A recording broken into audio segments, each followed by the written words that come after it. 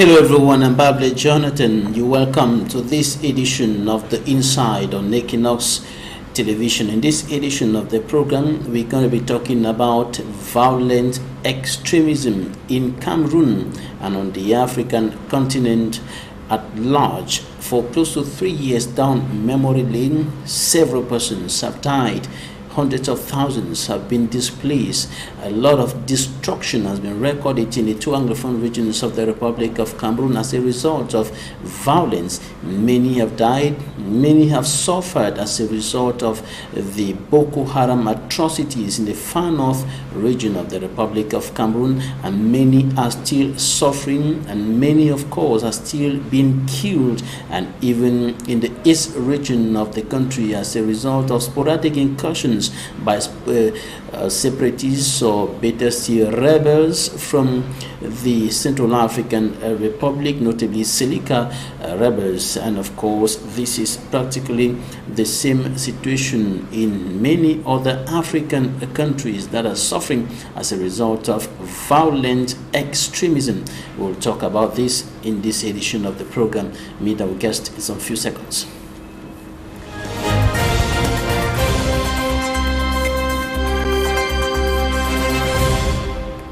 Thanks for staying with us. Our guest in this edition of the program is a prominent Nigerian civil society leader. HAMSATU ALLAMIN is a member of the African Union Network of Women Mediators. She is the founder and executive director of ALLAMIN Foundation, a non-profit, non-political, and of course non-religious and non-governmental peace-building organization. She was an educator, historian, gender activist, author, and a freelance writer who turned human rights defender and advocate and peacemaker with the emergence of the Boko Haram insurgency in the northern Nigeria, notably in Maiduguri. And of course, she served as the regional manager of the Nigeria Stability and Reconciliation Program, NSRP.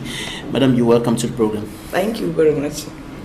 Right, we're going to start with the situation in Cameroon before we extend to the African continent at large. What's your opinion about what's been going on? Well, the northern part of Cameroon, I consider is exactly like my own part of the country. We are neighbors. In fact, we have the same language, same culture, same socio-cultural livings. And therefore, in fact, the Boko Haram insurgencies that started in Maiduguri and then gradually spilled over to the other part of Nigeria, and then subsequently, I think Cameroon is the first to be affected by this crisis. Perhaps at that time when the Northeast was battling with that crisis, people never paid attention. Rather, they just saw it as a problem belonging to the people of the Northeast Nigeria, particularly the Kanuri. Therefore, no appropriate measures were taken to actually address the issue at the periphery. Therefore, some of these boys, when they were dislocated from Maiduguri, many of them in fact moved into the Cameroon, went and settled around Kolopata and other areas which are neighboring us, and then they started causing mayhem, in fact more than even what obtained in the northeastern part of Nigeria.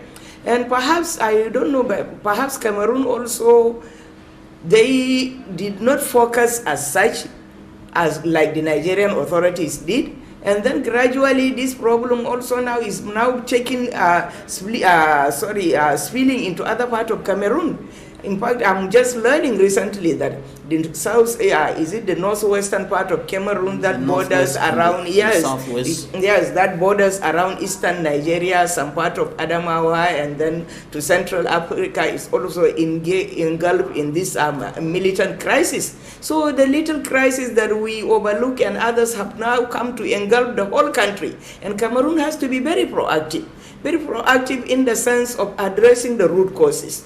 What were the root causes? In fact, like the northeastern part of Nigeria, the far north, I can say, there is abject poverty, there is illiteracy, there are no good infrastructure. Youth are just left idle. An army of unemployed illiterate boys are taking over all our streets. Children are left without good schools. So therefore, in fact, when there is any opportunity like violence or extremism and others, these extremists find ready recruits in this army of unemployed and then illiterate youth.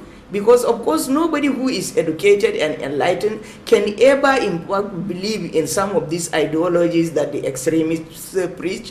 But the young mind, when you leave the head empty, and then it is always yearning to be occupied. And then if you are not ready to occupy it with the right thing, then that mind that preoccupies itself with whatever that comes its way. And that's how I see the problem. All right, apart from idleness, which you're highlighting there as a factor that promotes violent extremism, what are some of the what are other issues that have been promoting the violence that is recorded in the northwest, in the southwest, in the far north, and even in the eastern part of Cameroon? Other factors can be, grievances. When there are grievances, over the years, grievances are being generated, conflicts are taking place, but nobody cares to address what is the root causes of this conflict so that these grievances are not addressed. And then in a situation where more than 70% of the population, that is women and youth, are excluded in anything, in fact, this society will never know peace, and this is a common feature across all African countries. And then in a situation where the architectures that are saddled with the responsibility of managing peace, the architectures, the structures and mechanisms that are saddled with responsibility of managing our peace and security, like the military, like the government itself, and then like even the institution of traditional institutions or religious institutions that were respected and then the youth listened to, when they have become weakened, when their relevance have been eroded, therefore they cannot manage conflict as they come. So therefore, and then look at the borders in these areas. Like now Cameroon, go to Borno and Chad. In fact, 4 countries are bordering this place. And all these 1 countries, you find the very porous borders where you can easily transport arms, men, drugs, and then the small weapons and what have you. So therefore, these are also facilitating factors. So therefore, if there are some little trigger factors like election or election results or political violence or others, then it will trigger and then major conflict will erupt. So therefore, in fact, and then coupled with this, in fact, is the main institution of institutionalized corruption that have engulfed the African countries. Cameroon cannot be an exception, of course. So when there are patrimonial politics with institutionalized corruption, with bad governance and others, this governance cannot control both the human and then manage the human and then material resources. So therefore, confusion occurs. And then any trigger factor will now lead to violence, and then this violence will be difficult to control under different names. So they can be separatists, they can be Boko Haram, they can be bandits, so you give them different names. But actually, the main trigger factors that impact fuels this circle continue to be same, and they were never addressed. And nobody cares to address this circle of violence, so it keeps rolling round and round. Unless people focus to break this circle, then this violence and then the circle of violence will continue revolving around us.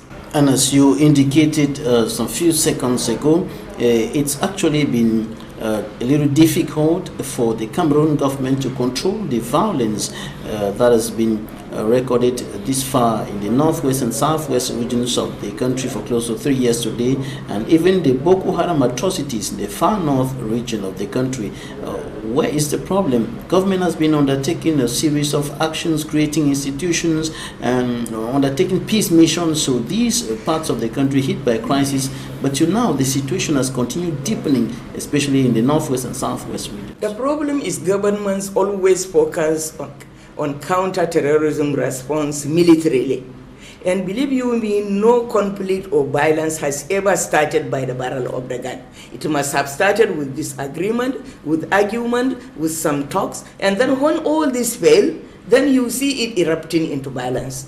And therefore, The solution to these problems too can never be addressed militarily alone.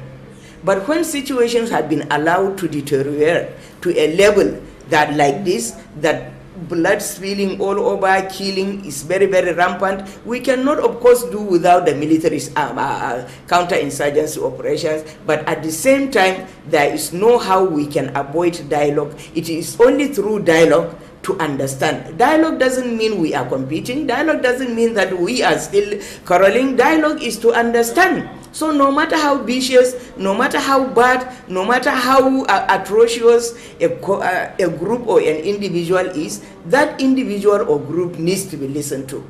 But once you ignore them, you turn deaf ears to them, you don't listen to their grievances, you don't listen to their demands, then it may be something reasonable. But unless you come to sit with them, give them a good listening ear and then understand what they want, then you also now will have the opportunity to translate what you think is your position as far as that is concerned. So among that, between the back and forth, then both of you can come to a common common ground. But so long as the other party, because they have the mandate, because they have the power, because they have the weapons and the resources, feel that yes, they could not listen to the other party, then you are opening doors for them to invite others across the country. Like you are neighbored by is it DRC is not very far from here. Nigeria battling is Boko Haram now, but from Upper Mali they are coming out in through Niger and Chad. So they will be inviting all these extremist groups, will be inviting their cohorts from across the country to come and then compound and complicate issues to you. That's why people like us, peacemakers, are always advocates of alternative approach, which our governments are never keen to listen to.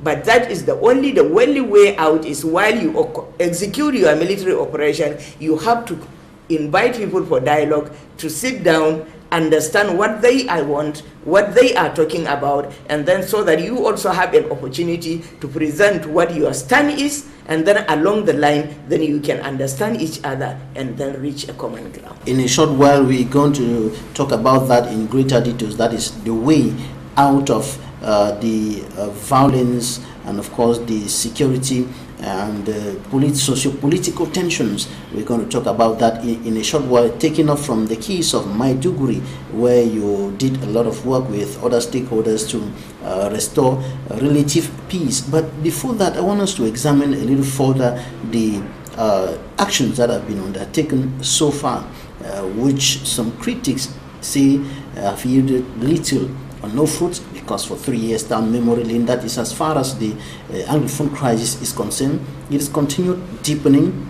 Thousands have been killed, many displaced, and hundreds of thousands are living in very precarious conditions today.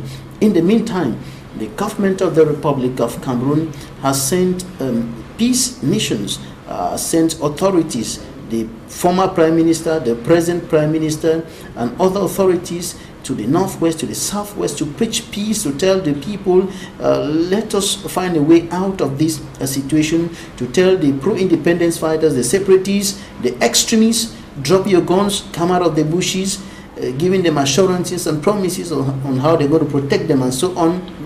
But till now, the situation has continued deepening. You know, everything What's your depends. take on all these measures, all these actions that have been undertaken? Yeah, yes, you are just telling me this, but everything depends on the sincerity of purpose of the authorities. You know, in most cases, these extremists have been allowed to grow wings, have been allowed to take roots, they have become stronger, they have created networks, they have created allies, so they also have now have some powers that they feel they can contend with whichever government is on the ground. At certain level too, they will not even trust the government. In fact, governments across our regions are never trusted by even we, the ordinary people, not to talk of people who are taking up arms and then demanding for something from them. When there is no trust, believe you me, there is no how, no matter what delegation, no matter whoever went there, so long as that trust has been broken, so long as it has not been built, so long as you are not able to win their hearts and minds, then there will be challenges. And some civil society and political leaders like yourself think that there is a problem at the level of the truth. They also can analyze situation, and then when something continues to persist, a government that has the mandate, a government that has resources, a government that has the power, still cannot be listened to by a group of few. How many are these extremists? When you now make assessment of the whole larger society, perhaps these extremists may not constitute something like less than 3% of the population. But that 3% of your population is now holding the whole country to ransom. So therefore, there are some issues. You know, in every complex situation, there are the economics war, or the economics of war. Sometimes, you know, there are conflict entrepreneurs. They can be in the society, they can be inside the government too. There can be some conspiracy theories also around those conflicts. And then there are also some other actors who may be in fact, whose interest is perhaps not to end that conflict, but just to keep sustaining it. So the sincere ones can be pursuing the peace logic towards but it will be difficult for them to pursue it to its logical conclusion, because there are other actors who are, by the way, in fact, also pursuing their interest of sustaining the war, others who have the interest of maybe selling arms, some others who have the interest of maybe selling their drugs, and others. So different stakeholders have different reasons to see to the, once conflict has gone violent, people have different reasons to see to the sustenance of this violence. So therefore, the sincere people among the community, for example, like women groups, and then the youth who are always the victims of the violence from all ends, in fact, have to come in. They have to be mobilized. Everybody have to be mobilized, so that to impact and really map the situation. Who are those people? Who are the wheels in the spanners of progress? Who are the prime movers who can facilitate the peace and others, so that they can all come to bear on the government, support the government, and then make peace a reality. And there have been some mobilization as far as the case of the northwest and the southwest regions is concerned. There have been some mobilization at the level of civil society organizations, political parties who have been talking, non-governmental organizations at local level and at the international level, institutions like the African Union, institutions like the European Union, and many others, Human Rights Watch and so on, talking. But many simply decry the point that their voices are either not heard, or they are accused of inflating figures for their personal gains, or they are accused of wanting to destabilize Cameroon and so on.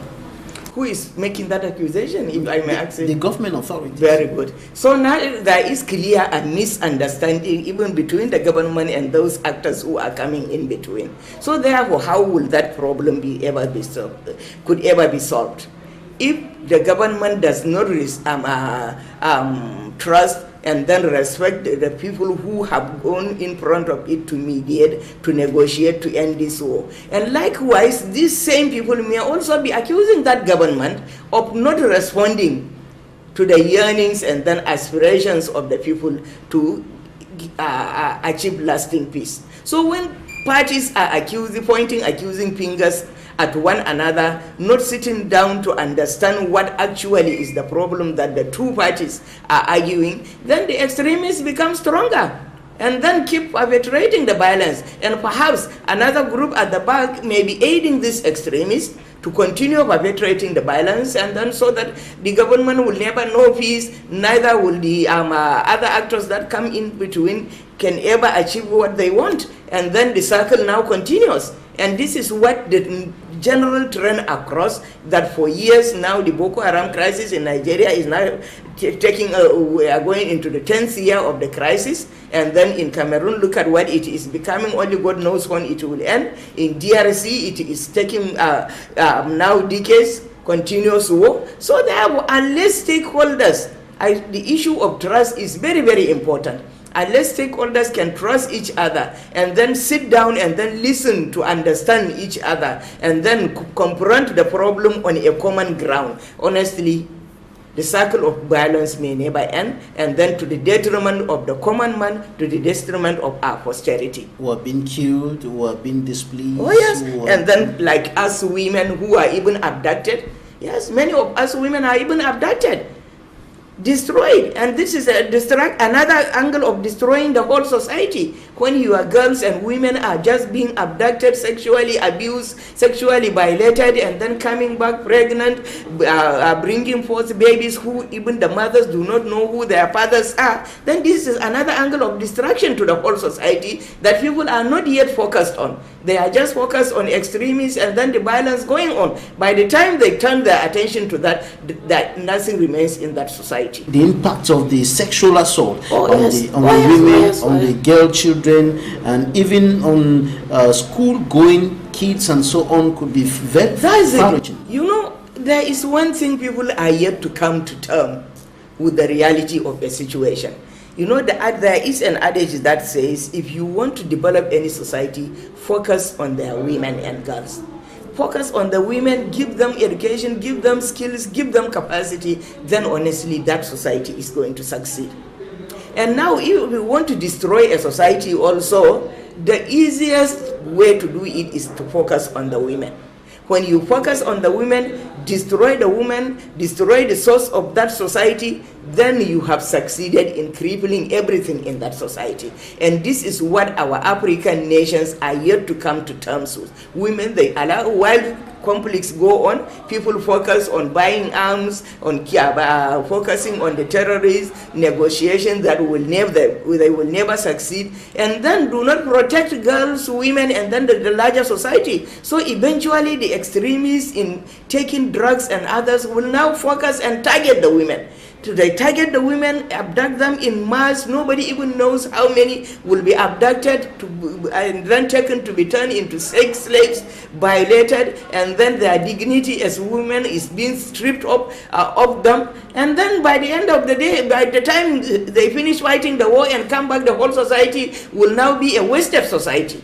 And this is what we are battling with. We in Africa, in fact, we have been targeted. Our young men don't even know what it is. Our leaders are yet to focus their attention on it. Drug is taking over our youth because some of this war these young men are fighting is just senseless war.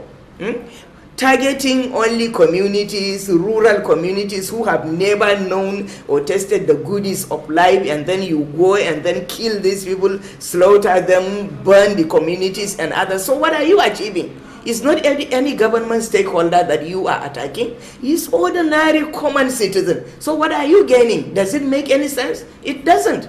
That will inform you that in fact there is more to it, to the wars and then the violence, the separatism going on around us than actually what meet the eyes. I think our politicians need to be sincere. We thought democracy is something that we ordinary people participate to bring them to power so that they can in fact be on top of our interests and then safeguard it for us. But unfortunately, it is now in the era of democracy that all these companies are now arising and then taking their toll on our society, on our communities, on our human resources, on even our environment. All right, we're going to take a look at what the newspapers reported this week, the press review.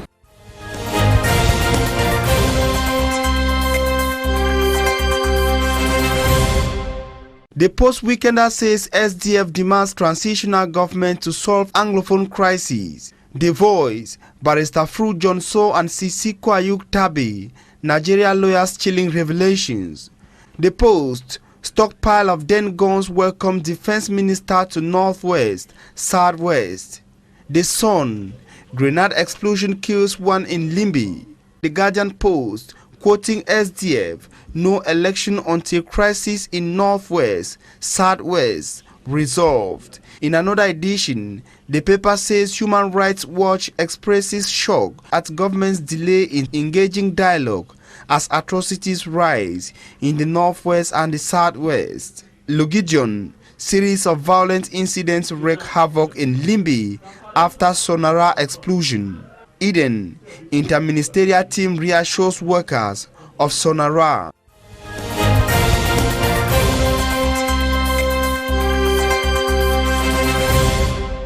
Coming up next, interviews of the week.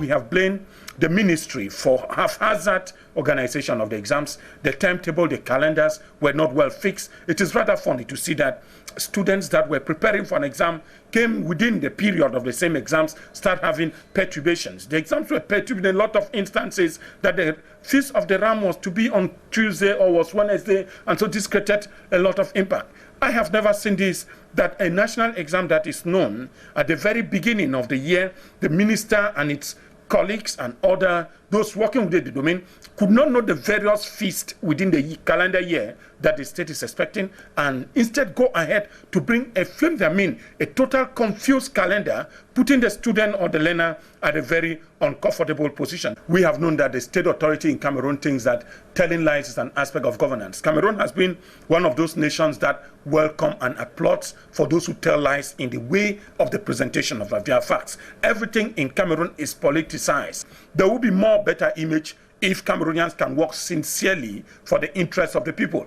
There were not just 2 students absent. A lot of hitches were noticed during these exams, and even parents were equally complaining. Not only the candidates, we rule for the people, we don't rule against the people. I am equally embarrassed looking at the stress we have seen some of these students go through within the year. The burning of the candles, the reading at night, using of Nescafe or wet instrument water, to keep on preparing for an exam which is coming 9 months. But now that the failure that put or placed the student out of the exam was not that of the student, but that of the administration and the organizers of this exam. The centers for coordination in the Northwest and Southwest regions were opened, and the personnel were officially commissioned. And after that, the President of the Republic instructed us to intensify the distribution of humanitarian aid.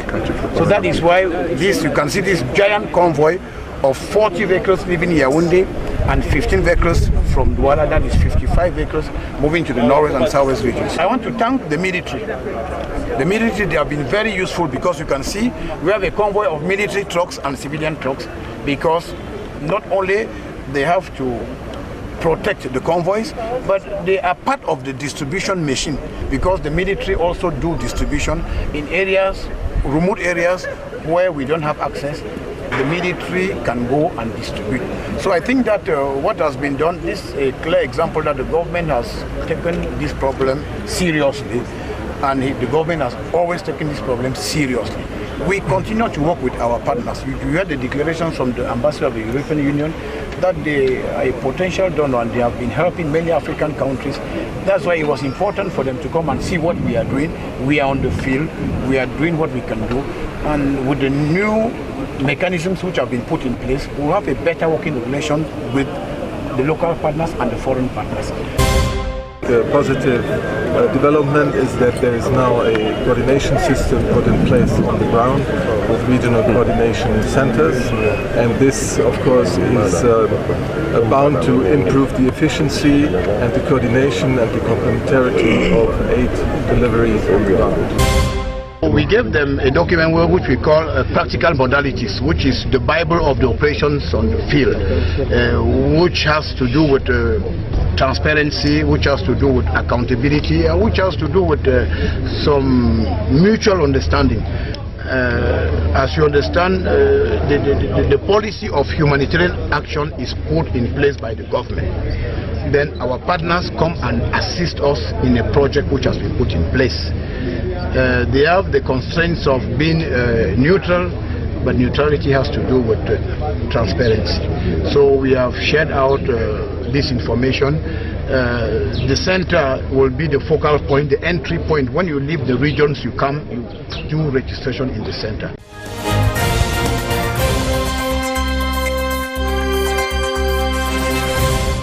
Thanks for staying with us. We are still with our guest, HAMSATU ALLAMIN, a prominent Nigerian civil society leader. We'll be talking now about the way out of the violence that is hitting many parts of Cameroon and the African continent at large. And we're going to take off from the example of Maiduguri.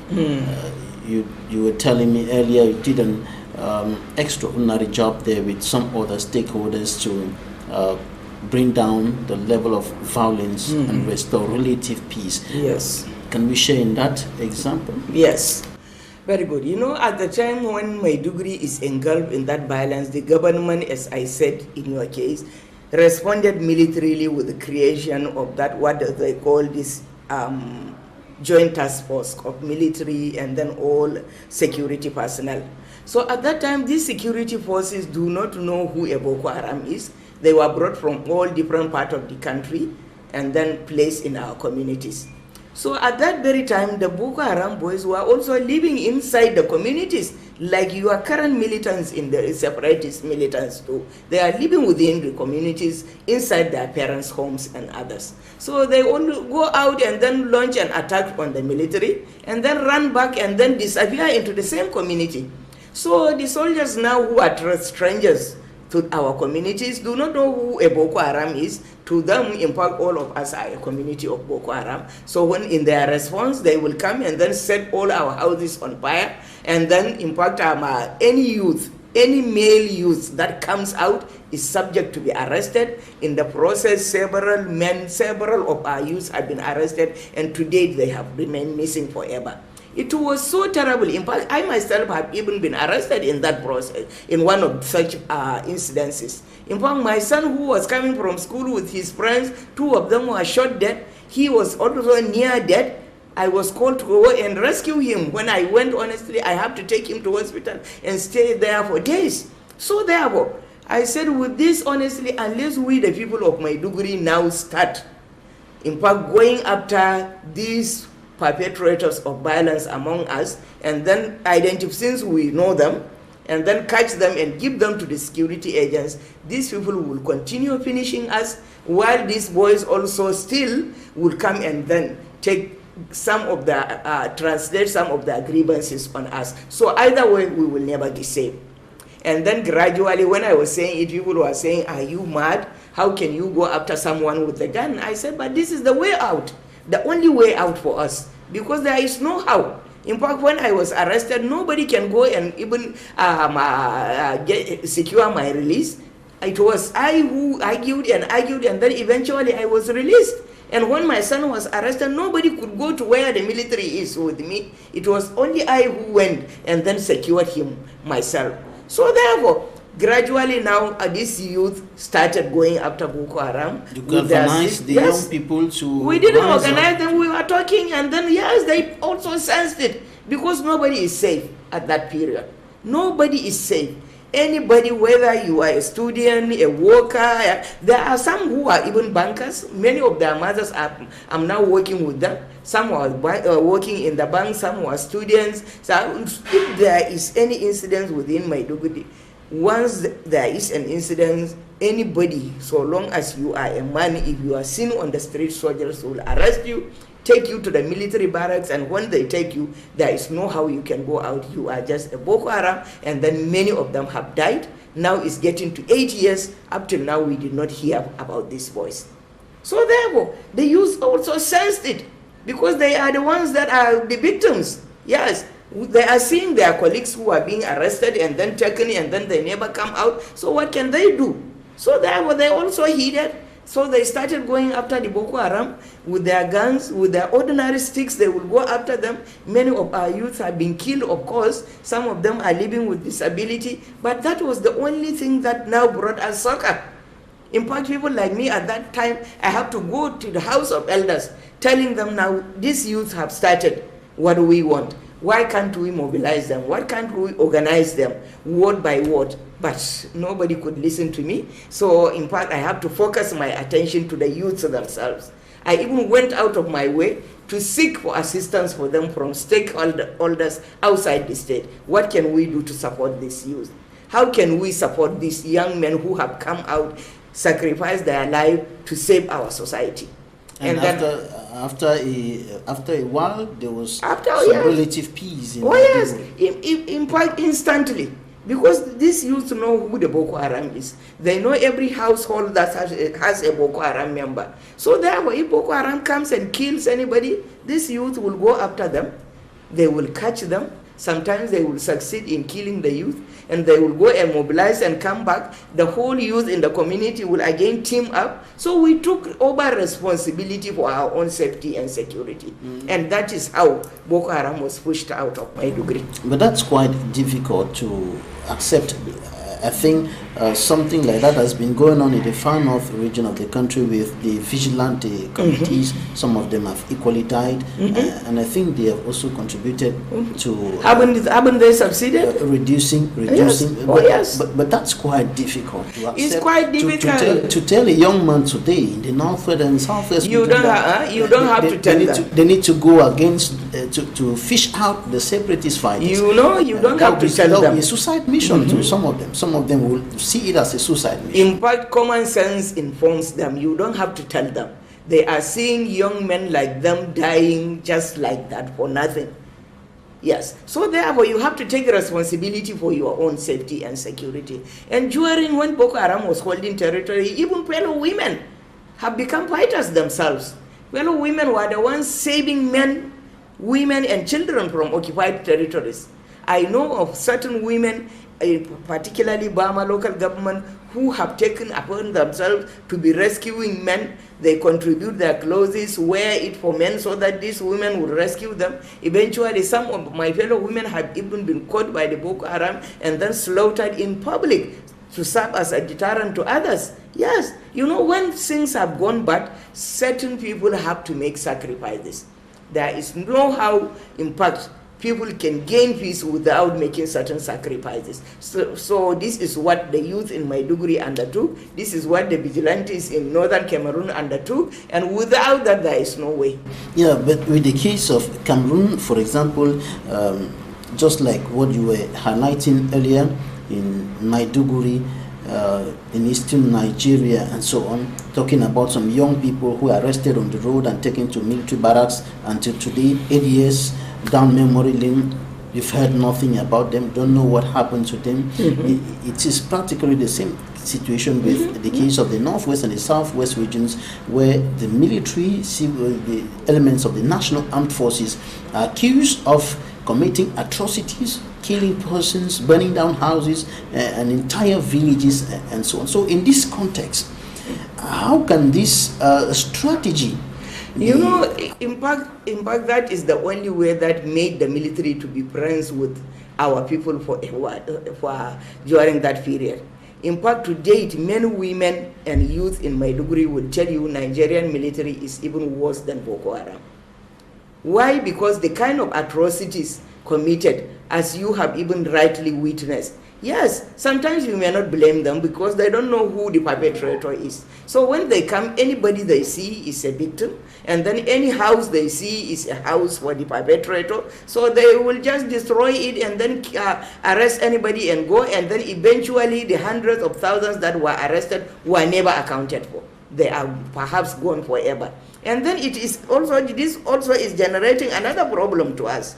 Now, in fact, we have more than 3,000 mothers who are demanding for accountability from the military of their sons who have been arrested, whom they have never seen. And then we have about another almost 3,000 women who are now looking for their husbands, accountability from the military. And then eventually, this kind of thing is generating grievances that, in fact, there are my fellow women who have even wanted to join Boko Haram so that they can take their revenge on the Nigerian military.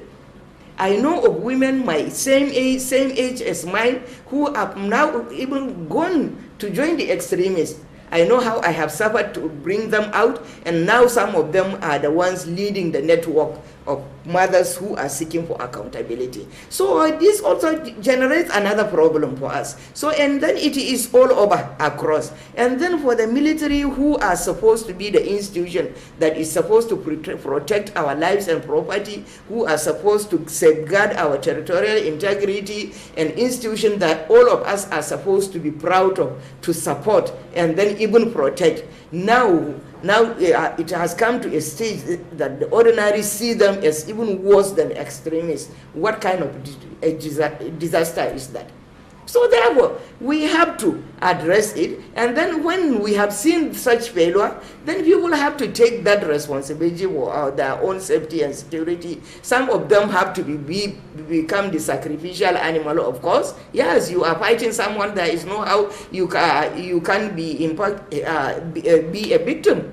So, in fact, many people have been killed, even the youth, women, children, and others in our houses, and others who have not even gone out to the war. Even stray bullet can come and kill you. So, therefore, death will come when it will come. Therefore, people have to do the right thing, come out, make the sacrifices, and then get to the root of the problem and get it solved. And the question now is how to address the current situation, for example, in Cameroon, and by extension other African nations that are suffering the effects of violent extremism. What are those right things that should be done as stated, and by who?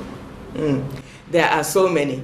There are the counter-terrorism which will be done, should be done by the government with support. Of course, they are getting support from international communities and others. So they are getting the support in terms of weapons, in terms of training and others, because the situation has been deteriorated to such a level that you cannot do without the military counter-terrorism operation. Okay, fine, let it continue. But believe you me, that will not end the problem. So therefore, at the same time, we have to impact the youth, even the illiterate youth, and then the vigilantes and others have to come up.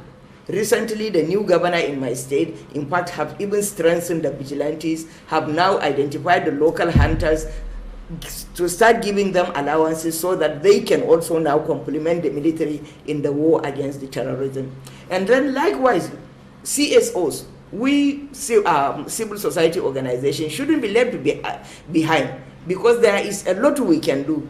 Believe you me, if our government were listening to even ordinary people, ordinary women without mandate, without power, without resources like me, honestly, we could have even ended Boko Haram before it becomes something like this. And even to date, take it from me, there are a group of those boys who want peace, who want this war to end. But the military and then the government in its agencies were just desperate, saying that they must defeat them, they must kill them, when we know it is not possible, and then dragging this thing long, and then wasting our resources, wasting our land, wasting our people. So women, civil society organization, we women, by the virtue of being mothers, by virtue of being grandmothers, by virtue of being wives, we have all the stake.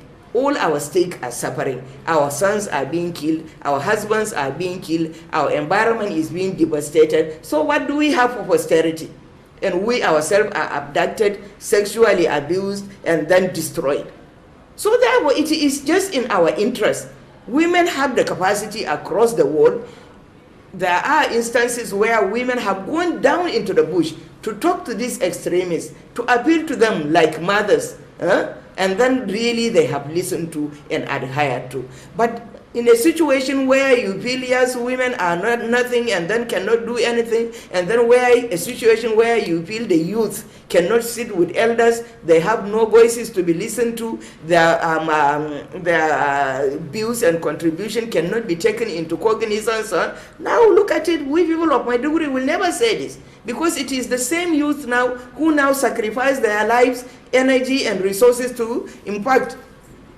When one sacrifices his life, the question of energy and resources does not even arise. I sacrifice their life to say, but so that we start enjoying relative peace. And then the extremists and then the separatists themselves are also youth like them, who have now taken up the arms, and then they will die in the process also. if, in the course of counter-terrorism operation, or even in accidents through the IEDs and others that they are operating with. So therefore, who else will now face them but their fellow youth?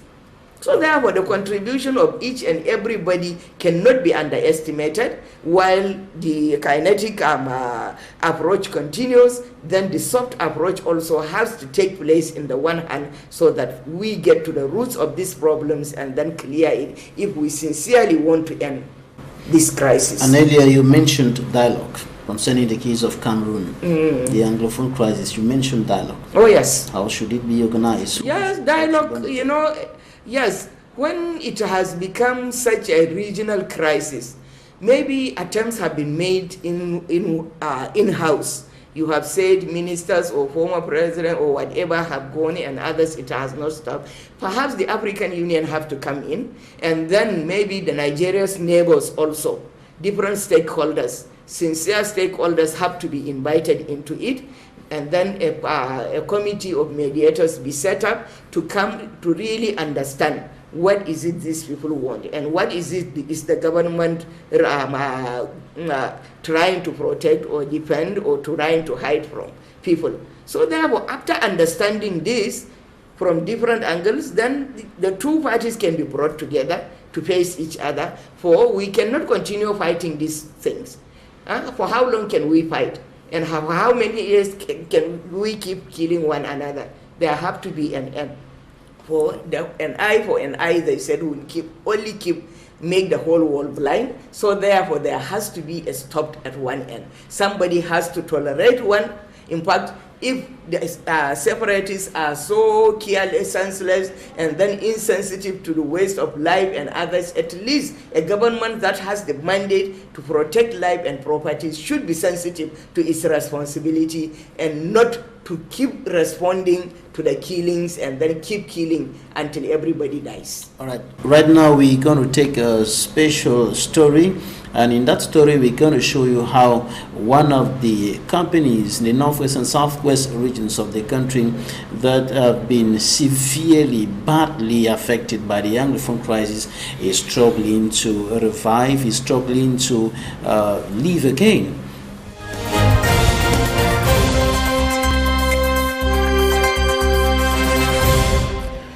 In a meeting bringing together some of the workers with the management of Pamol, backed by the administration of a connotated subdivision, at the Mukundu Clubhouse in Lobe Estate for work to resume in Pamol, the workers say they are ready to start work if and only if their security is guaranteed. We did look for guarantee, but we want to work for field. Whether if you go for field, make this boy work with this thing, or be ready for it. Because if we no produce, we no get revenue. The general manager, Chief Mekanya Charles Okon, assured them that we are taking all measures, formal, informal, to make sure that those who go into the field to work have protection.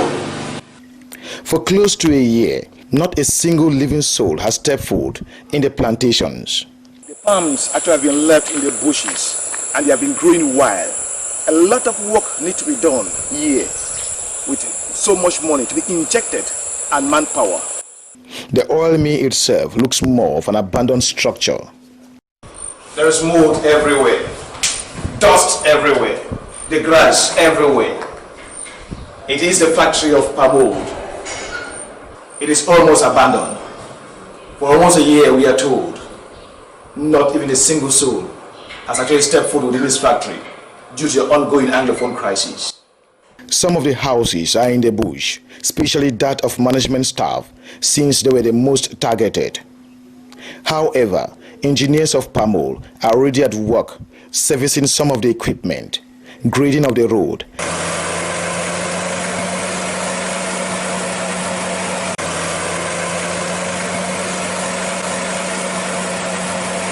and the cutting of the overgrown lawn to bring back the beauty of the place.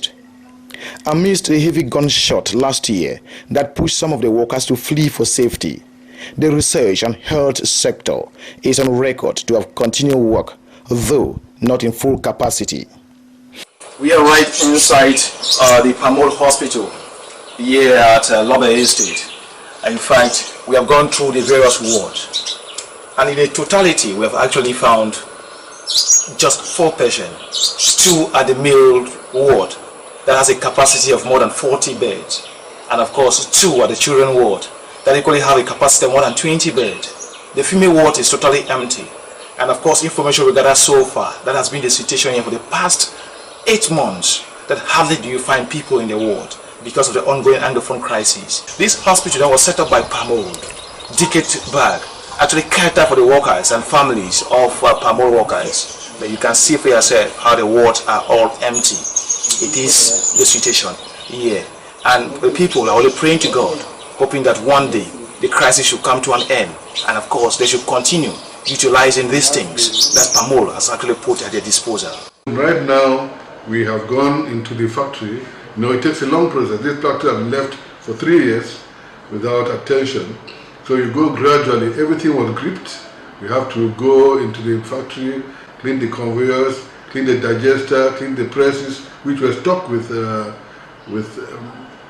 material. The plantations are now habitable, they are now secure.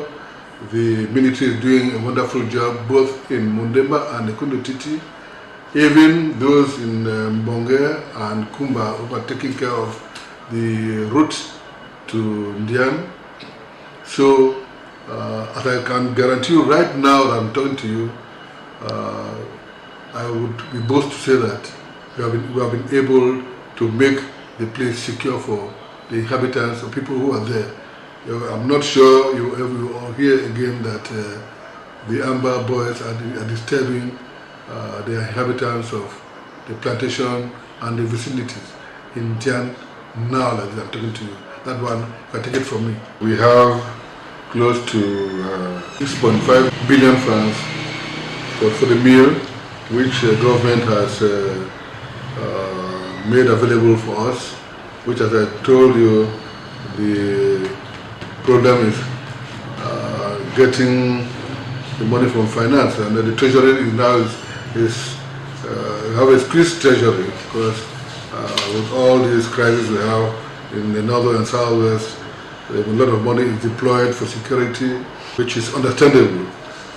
But that notwithstanding, we keep on pleading to the government, the Minister of Agriculture, Minister of Plan and Economy, and Minister of Finance. I would say that we pay a lot of gratitude to them, not forgetting also the Prime Minister, past and current, who have been in this dossier very strongly to see that PAMOL survives. Life in PAMOL has not been easy for the workers who stayed behind. Now only the work will depend. If the work no day, we no fit do anything. The handicap we can not get money if send the kids to school. Yeah, let's say maybe peace rain. When peace rain, the setting we say more go back inside bush. No will go back. PAMOL, as we all know, is a brain basket of this area, and when PAMOL is down, it affects both non-PAMOL workers and PAMOL workers. Those around there are affected. So the only talk or the only plea or the only concern we have as those living in the plantation is for peace to reign and for life to come back to normal. Thus, the good news of 2 months salary arrears paid to the workers is equally a booster for the worker to see light at the other end of the tunnel. Some of the estate are partially controlled by separatist fighters, harvesting and selling palm oil, depriving the company from its revenue. The Cameroon military has continued to engage in fierce battle with the fighters to liberate PAMOL plantation from the hands of separatist fighters and for work to fully resume in PAMOL. Opened in 1967 by then President Amadou Ayejo of blessed memory, this palm oil refinery that is some 52 years of age still stands stored here in Lobet in the Ekundotiti subdivision in Ndian division. This structure that you see, it is what gives life to the people of this area. As the Anglophone crisis kicked off some 3 years ago, it has not been easy with the people of this area, especially with the shutting down this palm oil refinery last year. For 1 good year, this oil refinery you find behind me has not been working. and life has been very difficult with the people of this area. The people are pleading with the powers that be them the Anglophone or the diaspora, be them the government, be them the international community. They are calling on their attention to see that peace actually takes its place. This palm oil refinery should actually begin working again so as to continue ameliorating the living standard of the people of this area. This is where their life depends. Davidson Mime, Equinox Television, in Lobe Estate, a conducted subdivision in Ntian Division, Southwest region.